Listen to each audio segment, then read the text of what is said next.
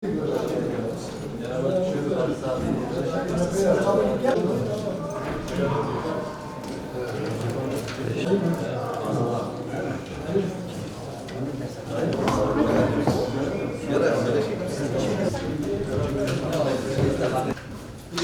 Ali Şanlı, Ramazan Ayhan, Mustafa Karabalıç. Bugün misafirlerimiz var.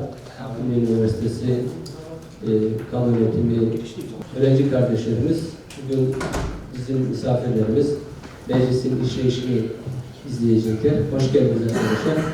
Ümmet Hocam, sizler de hoş geldiniz. Kamu araçlarının mesai dışında tahsisine biz ilk gün kestik. Tamam, geldik sabah 8:05.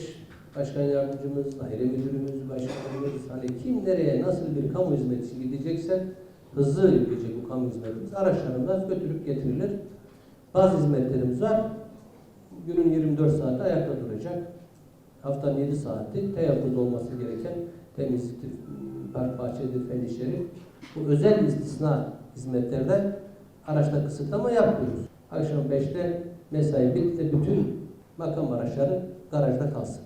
2 aydır hamdolsun akşam 5'te işi biten araç belediyenin parkına bırakılacak. Bütün arkadaşlarımıza çok teşekkür ederim huzurunuzda hakikaten.